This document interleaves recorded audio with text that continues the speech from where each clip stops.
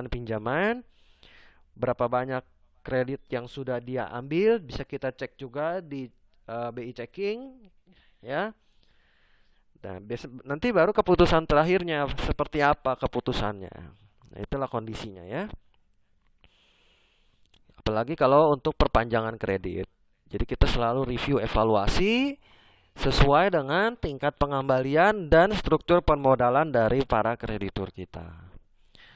Untuk credit terms dan policy mungkin kita sudah tahu ya bahwa ada istilah namanya 2/10 N/30, artinya jika Anda melunasi 10 hari di dalam waktu 10 hari itu, maka Anda dapat diskon atau cash diskon sebesar 2%, ya, dan maksimal dari pembayaran itu adalah net 30. Jadi ada yang akhir bulan atau sifatnya tanggal faktur. Bagaimana kalau misalkan kita pembelian di tanggal 15, N/30-nya kapan? Biasanya perusahaan menerapkan tanggal faktur. Artinya tanggal 15 di bulan berikutnya. Seperti itu ya.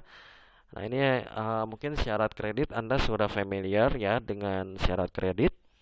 Nah, untuk credit terms ya tadi ya 2/10 N/30 tadi itu ada 3 unsur di sana. Yang pertama cash discount. Fungsinya apa? Fungsinya adalah untuk mempercepat dari pembayaran piutang kepada pelanggan. Untuk increasing volume atau meningkatkan volume karena harga lebih rendah pasti penjualan semakin besar. Kemudian ada cash discount period yang tadi sebesar selama 10 hari. Fungsinya apa? Sales akan meningkat. Bahkan jika memungkinkan kita menerapkan 15 hari itu akan pasti lebih menarik buat para kreditur ya. Ada juga yang menerapkan 20 hari. Ya, fungsinya untuk apa? Supaya BDEP expense kita akan menurun. Pasti ya ketika cash discount periodnya semakin lama, BDEP-nya akan semakin menurun. Kenapa? Karena mereka pasti akan memanfaatkan periode tenggang cash discount period tersebut sebagai metode pembayaran bagi para kreditur. Nah, profit per unit efeknya akan menurun kalau dilakukan perpanjangan. Kenapa? Karena tadi kita tidak memperoleh profit 100%. Ya, kita tidak memperoleh profit 100%, kita tidak memperoleh keuntungan yang optimal di sana. Selanjutnya, untuk kredit period kita itu adalah N/30, itu adalah hari jatuh temponya di mana piutang kita jatuh tempo. Ya, berarti perusahaan membiayai sebagian dari siklus operasi, ya, jangka waktu kredit. Jadi, selama kredit period itu ada, maka perusahaan harus berusaha mencukupi kebutuhan struktur modal kerja mereka dari kasnya, ya. Jadi seperti itu. Nah, maka di situ disebut sebagai memperpendek siklus kas, ya, dari perusahaan kreditur. Jadi diharapkan kita kredit period itu kita bisa mengumpulkan cepat ke perusahaan kita dan memperpendek siklus kas di perusahaan pembeli atau kreditur kita. Seperti itu ya. Berikutnya, nah ini adalah tabelnya yang menyatakan hubungan antara volume penjualan, pengumpulan piutang dan sebagainya. Volume penjualan ketika dia naik, maka otomatis efek terhadap profitnya akan bertambah.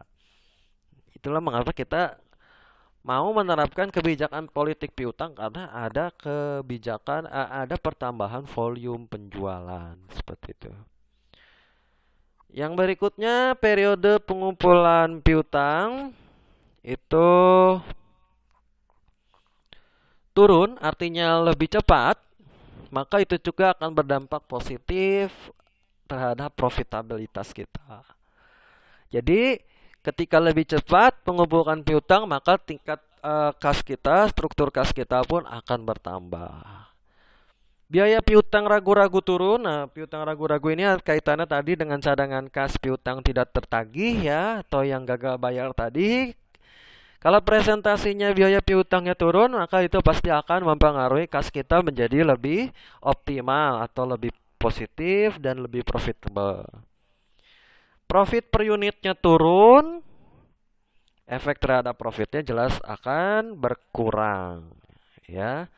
Nah, dari mana profit per unit bisa turun? Dari cash discount period. Selama 10 hari kita tidak bisa mengembalikan tingkat 100%. Makanya kita harus memberikan rebate sebesar 2% sebagai contohnya gitu. Nah, berikutnya kalau untuk cash of BDEP-nya, nah ini tadi sudah ya, yang volume penjualan sudah, pengumpulan piutang sudah, periode pengumpulan rata-ratanya naik. Ya, nah ini pengumpulan rata-ratanya, kalau kalau periode pengumpulan piutangnya turun artinya semakin cepat. Kalau naik artinya semakin lama, maka efek terhadap profitnya pasti akan berkurang. Cost of bad debt ini adalah piutang tidak tertagih ya. Kalau turun dari 3% menjadi 1%, artinya kreditur kita lebih cepat membayar. Generalisasi kreditur kita uh, melunasi tepat waktu, maka otomatis berdampak positif terhadap kas kita atau profit kita. Nah, ini ya, ini adalah hubungan dari volume penjualan, periode pengumpulan piutang, dan bagaimana piutang tidak tertagih itu berdampak terhadap struktur permodalan, kas, dan modal kerja kita. Oke, ini untuk kredit policy. Ya, ini Anda nanti bisa baca. Kita harus mempertimbangkan siapa subjeknya, objeknya apa, persyaratan kredit tadi sudah ya, skema kreditnya juga sudah tadi. Apakah kita menggunakan asuransi atau uang jaminan atau seperti apa? Plafon kredit yang kita berikan untuk pelanggan atau kreditur baru, kreditur lama, seperti apa, kemudahan dari pembayaran seperti apa, dan standar approval dan penyimbangan. Artinya jika andai kata ada yang sifatnya tidak terbayar, maka bagaimana Anda punishmentnya ya? Dan rewardnya seperti apa jika memang mereka bisa membayar lebih cepat dari periode yang kita tentukan. Nah, ini nanti Anda bisa pelajari, Anda bisa baca kembali, pelajari seperti apa kebijakan-kebijakan kredit tersebut ya. Nah, kita langsung masuk ke finansialnya atau secara keuangannya. Nah, ini adalah rumus yang kita pakai ketika kita mau menghitung seberapa besar kenaikan profitabilitas kita dengan menerapkan politik piutang. Apakah politik piutang itu dapat kita terapkan ataukah kita lebih baik menerapkan penjualan tunai? Ingat bahwa piutang dapat diterapkan jika struktur kas dan modal kerja sudah tercukupi. Jadi tidak boleh ada piutang jika struktur kas dan modal kerja minim. Struktur kas dan modal kerja tidak terpenuhi, jangan dulu menggunakan politik piutang karena resikonya besar. Ya, Anda harus cepat berputar, produksi Anda harus cepat berputar setiap hari, sementara dana Anda tertanam dalam piutang, maka bagaimana Anda menggunakan produksi Anda?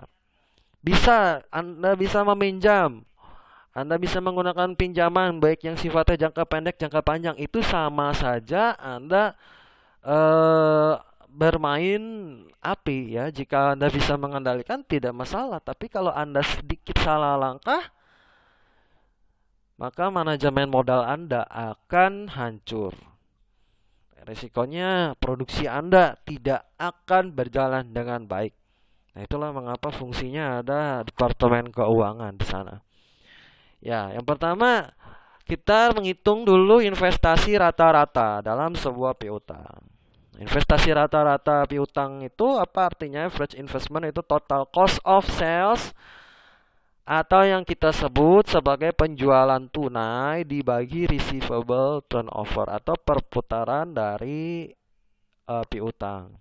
Perputaran piutang kita sudah pelajari ketika kita belajar tentang analisa rasio, yaitu Ya ini ya 360 per periode kredit ya atau net credit sale